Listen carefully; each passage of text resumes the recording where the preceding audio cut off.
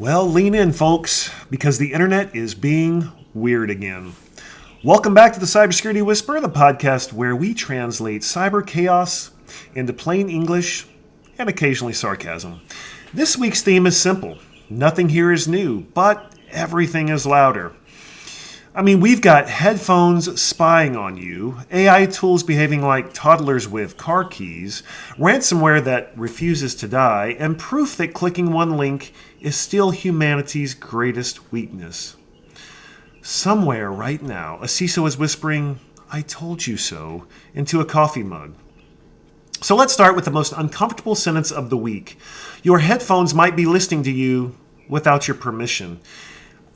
Here it is as plain and simple as I can get. Some Bluetooth headphones can be hijacked nearby. No hacking montage, no Mission Impossible gear. Look, someone pairs to them silently and can eavesdrop, inject sound, and potentially track you. This isn't mass exploitation yet, but it's embarrassingly persistent, and updates for accessories are, well, let's be honest, ignored. So if firmware updates were vegetables, headphone updates would still be sitting on the plate untouched. Now, the flip side, the good news is Ring rolled out video verification, so this is like a tamper evidence seal on a bottle. Why this matters? Think about deep fakes, edited clips, trust me bro, video evidence. So what are the steps you can take? Look, update your headphones, not just your phones. Turn off Bluetooth when you're not using it, which is not convenient. Be skeptical of smart accessories with microphones. Verify shared security footage, when it matters. And assume anything with a mic is a potential witness. Well, if 2025 taught us anything, it's that hackers don't break in. They get invited. Think about this in terms of voice phishing. Attackers know your help desk number, your MFA app, and your internal lingo. And the scary part is they're talking to victims in real time. They're syncing fake login pages with phone conversations. This isn't genius hacking, it's confidence and timing. And then let's pivot to the giant credential dump. Yet again, 149 million usernames and passwords exposed.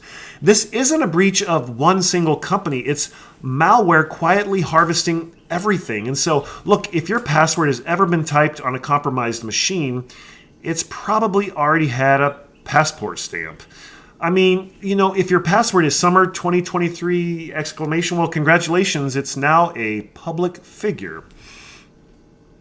So here's what you can do. Again, never approve MFA you didn't start. We say this over and over, and it seems so simple, but yet it works.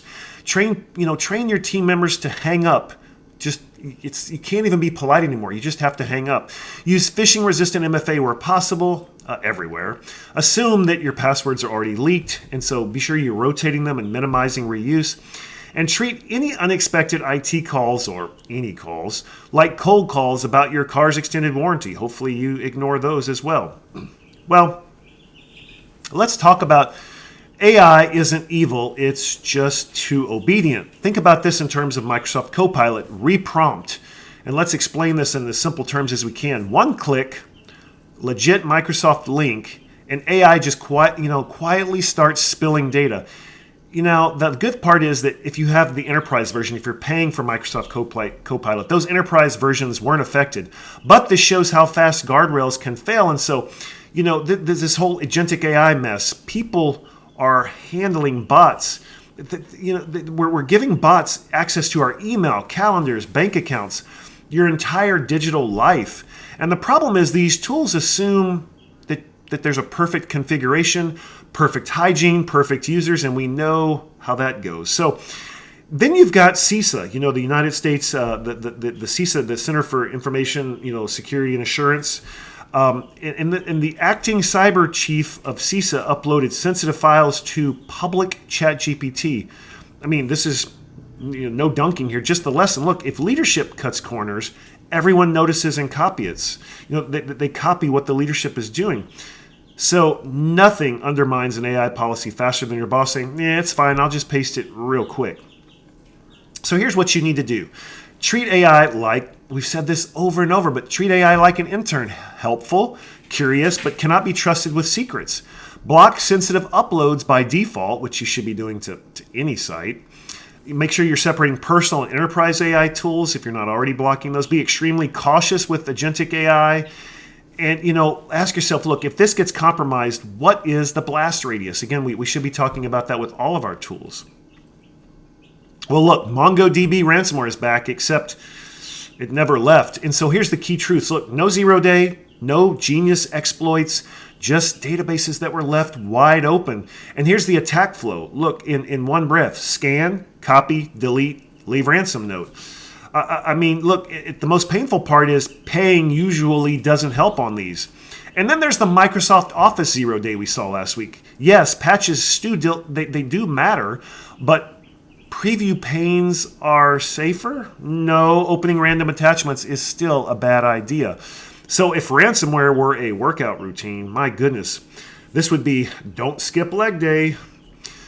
Well, never expose databases directly to the internet. This should be a no-brainer. This is the practical steps we can take to help prevent this.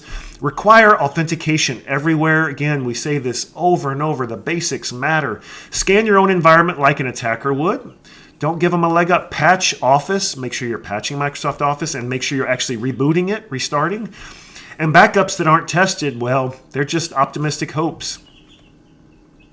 Now, this is a real quick gut punch. 58% of CISOs say they're not ready for an attack. And why? Why is that? Well, too many priorities, too little delegation, and too much playing hero mode.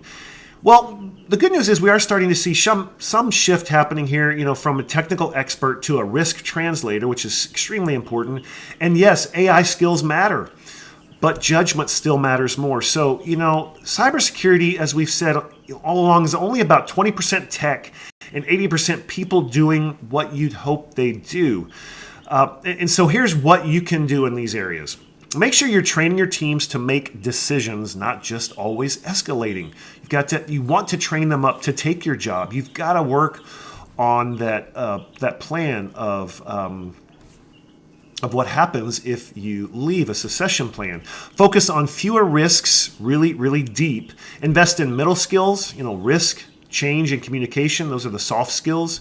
Stop chasing every shiny tool. We say that over and over. Stick to the basics and measure success by resilience, not the number of alerts you've got going off. Well, if this week, again, proves anything, it's that cybersecurity, it's not about knowing everything. It's about doing the basics consistently. Update the boring stuff. Question the shiny stuff. And never assume the AI is on your side.